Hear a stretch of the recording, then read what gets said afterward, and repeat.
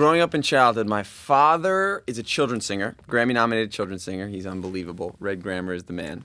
And so I grew up around him. He filled in for a group called the Limelighters when I was really young. And so I would travel around with him and hear folk music in the background. He's going to sleep, or I'd go be sitting backstage at shows. Just kind of being around the music industry from a very, very young age, and around songwriting and people like constantly looking for things, or you're just eating dinner and then someone says something and it's like, oh yeah, that'd be a great song idea, and scribbling on napkins and stuff. Just kind of always around that. So so then I started in like 9th grade writing songs, and started promoting at my local, open mic scene and just getting into it. Okay, so I grew up in Monroe Woodbury, up by the Woodbury Commons. I worked at every store at the Woodbury Commons. Toy stores, pizza places, like clothing stores, did all that. And I would actually take the train in to New York City, Sidewalk Cafe. I played the open mic there a couple times. And I remember you had to pick, back then, I don't know how it is now, but back then you'd get a hat and you'd just pick a number out, and that was when you got to go. And I remember getting 67. Number 67 I got. And I waited till like 2:30 in the morning to play my one song that I'd written. And it was very eye-opening because I got on stage and made my little joke that I'd planned forever to say before I played my song. And it was 68, 69, and 70 that were just like, dude, just come on. Go. Please just play your song. Let's move on.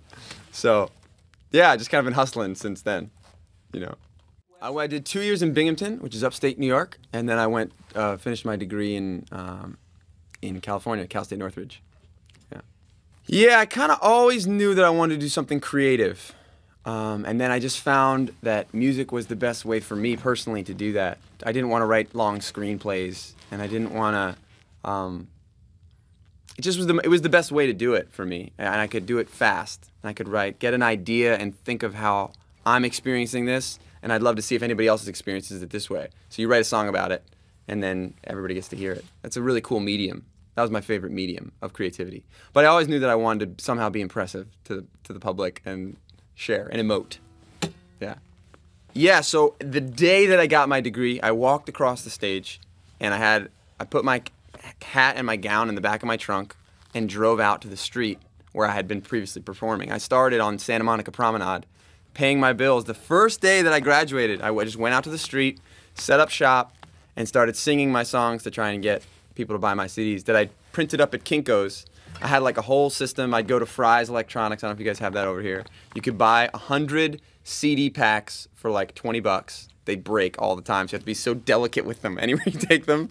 Then you go to Kinko's and you print out, the picture that you had your friend take of you out at the street, like some stupid photo of you playing. And then I went and spent a little bit of money with a friend who had a studio and just made my CD and just began the process. Man, okay.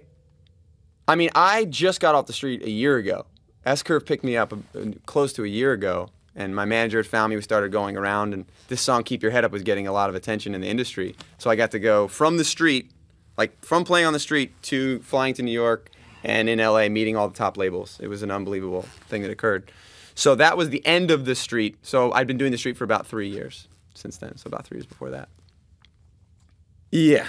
I'm sure the subway seems rough. What's cool about outside is you can actually get a big crowd going, If you know how to do it right, and I beatbox a little bit and I'm kind of animated. I really learned how to just throw myself out into a situation and, get a bit. You have some street performer tricks that you pick up from other people. If there's 15 people around you, you go, I'm gonna play a chord, and everybody scream like I just did the triple backflip, And so you just play, and everybody goes, and then people that are like shopping are like, what's going on over there? And you get better at being insane about your hustle and figuring out how to get a big crowd to come.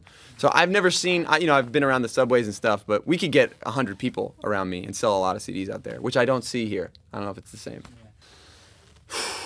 A bunch. I would say probably close to 3,000 or 4,000 out there before I just got started really.